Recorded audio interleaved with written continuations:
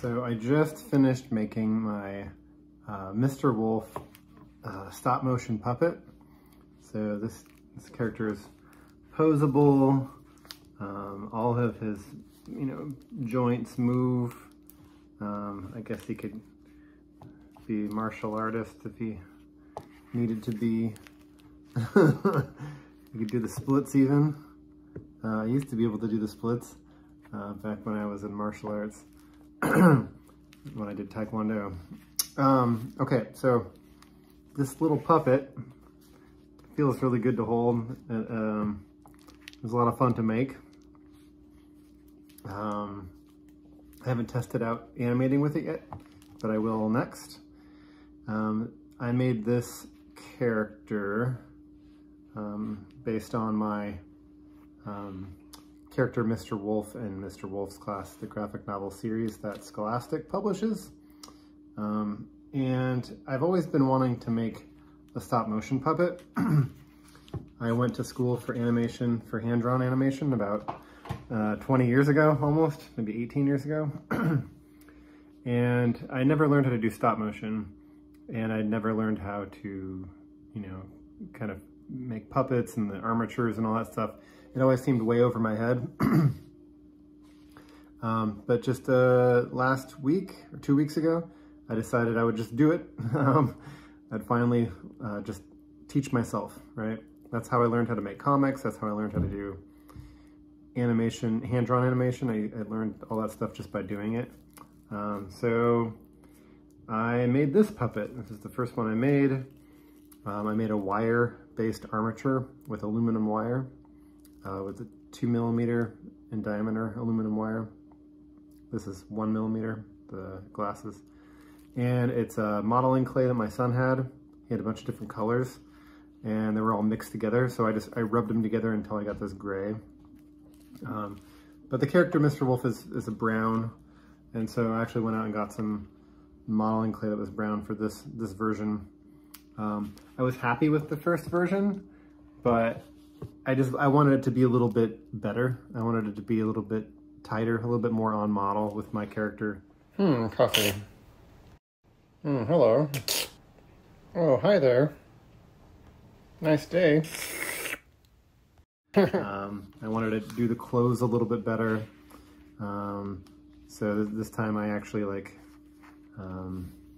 did the clothes in pieces and assembled them with a hot glue gun. I tried sewing at first, but then it wasn't working as well as the hot glue gun. And yeah, so I'm gonna do some animation with this one. It's only one head, so I have to manipulate it just with that head. Most stop motion studios now, they 3D print all these tons of different heads with different facial positions, and I'm just not skilled enough to do that yet. And I don't think I really want to be. I don't want to do that and take away from the fun. Kind of like the more complicated it gets, the less fun it gets. So this is about as complicated as I'm going to get, at least for now. Okay, so I'm going to show you kind of how I built this character, because you can do it yourself too. If you want to make a stop motion puppet, you can do that as well. Again, this is my character Mr. Wolf from Mr. Wolf's Class, the children's graphic novel series published by Scholastic and authored and drawn by me.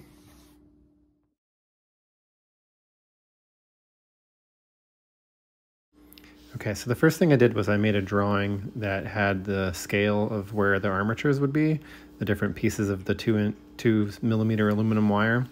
I put the wire together by twisting it to make it more sturdy. I basically just kind of followed directions on another YouTube video. There's a lot of other YouTube videos that explain this.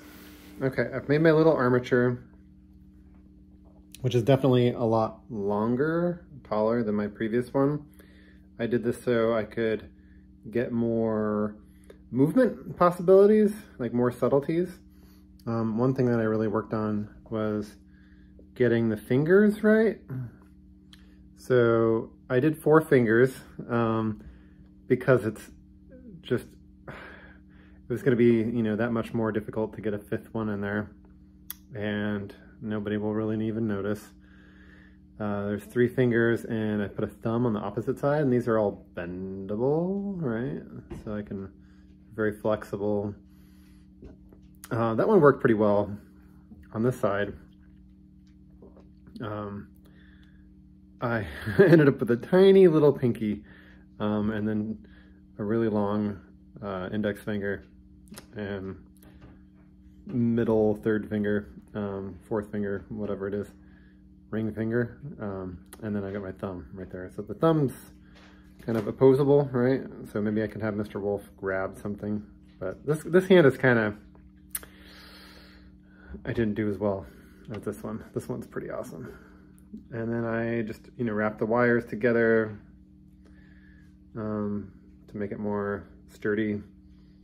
Down here on the feet, I'm gonna try to get a washer in there so I can use it as a tie down to tie down my characters to the board. Anyway, I'll show you that later. Next is to get the epoxy putty onto the joints so that they will stiffen and harden, and then I can start, you know, finishing up my what is this called? My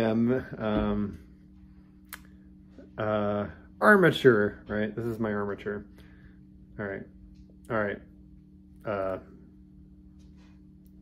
See you in a little bit. Okay, so I'm wearing a mask and I'm wearing gloves because the epoxy is not good to breathe or touch. After I've rubbed the 2 parts of the epoxy together, it becomes activated and you can apply it. Once it hardens and dries and stiffens, it becomes immovable. I would have done more epoxy putty at the neck and shoulders to make it sturdier if I had done it again.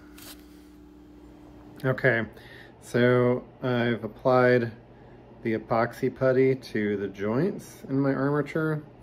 I think the brand I got for this grayish color isn't steel reinforced, which is a bummer because I think that makes it much more stronger.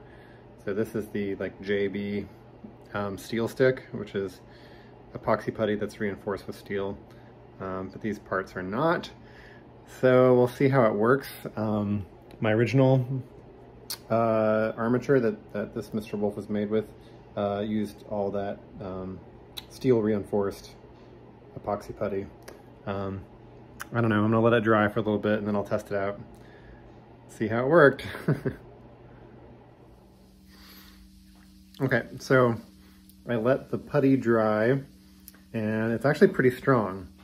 I was worried that because it didn't have the metal in it, it wouldn't be that strong, but you know, this is stuff you can get in your hardware store. It's just like plumber's putty, epoxy putty.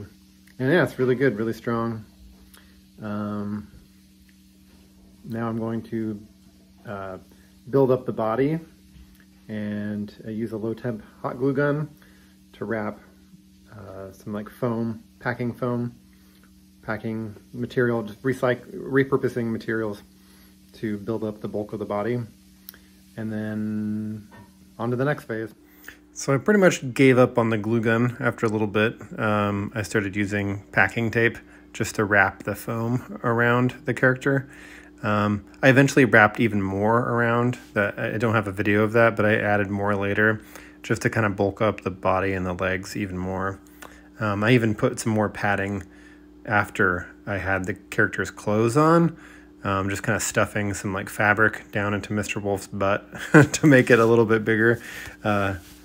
Okay, so I've taken my armature and I've wrapped it with this like packing foam.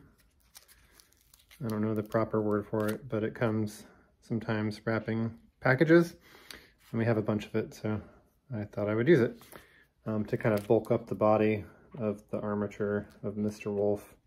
That's who I'm making. I'm making another Mr. Wolf. Of course I am. And did I show you that I have little washers embedded in there, so I can use some mechanic screws to screw it down to holes in the table, and some plywood. Okay, the next thing I'm going to do is work on the head, building some kind of base for it. I'm not going to do any kind of like removable head kind of thing like they do in professional stop motion shows and movies. I'm not that advanced. I'm just an amateur figuring this out for the first time. So I'm going to work on doing that. Probably something similar to the first Mr. Wolf I did. Inside of here is like a half of a ping pong ball. And I have a piece of the seam of like a cardboard folder that I've inserted in there to be this kind of hinge. And maybe I'll do something similar to that. Anyway. Okay, so I did use a ping pong ball for the head. This time I stuffed it, hot glued it on. And after that, the thing is I used this clay, modeling clay, and it was a little stiffer than I would want it to be, but I had to use so much clay on the head that the ears and the nose fell off, and so I had to actually take off the clay and then insert wire into the ears and the nose so that it would stay up and stay sturdy. I added more clay to that. That seemed to work. Let's see, but the clay was still so heavy, so the body doubled over, and so I had to wrap aluminum wire around the body and the legs again to make it stiffer and sturdier. I used some white clay for the eyes. Then I used black paper circles for the pupils, and that's how I animate them, by just moving them with the tweezers.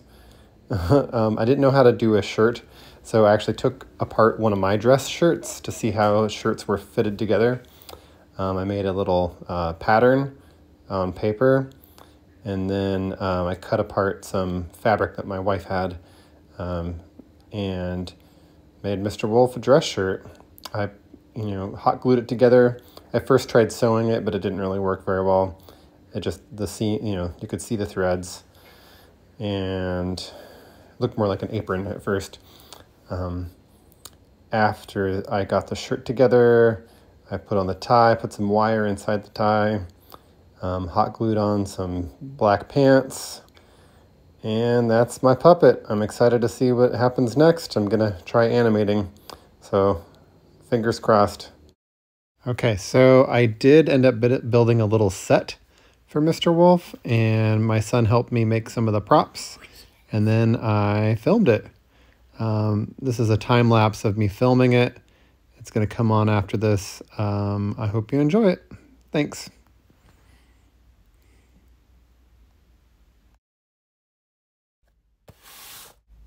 So today we're going to talk about math.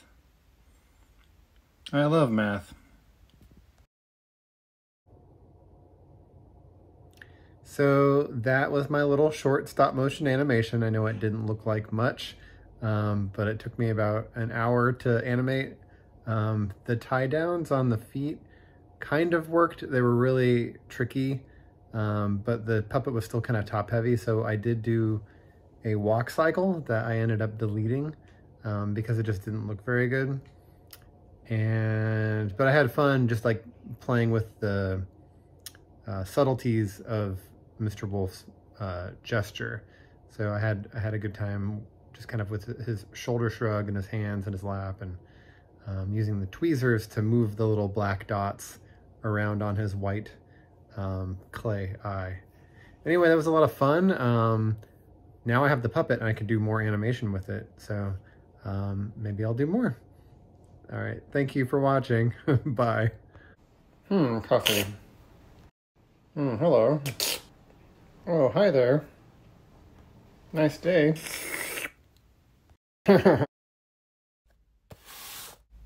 So today we're going to talk about math. I love math.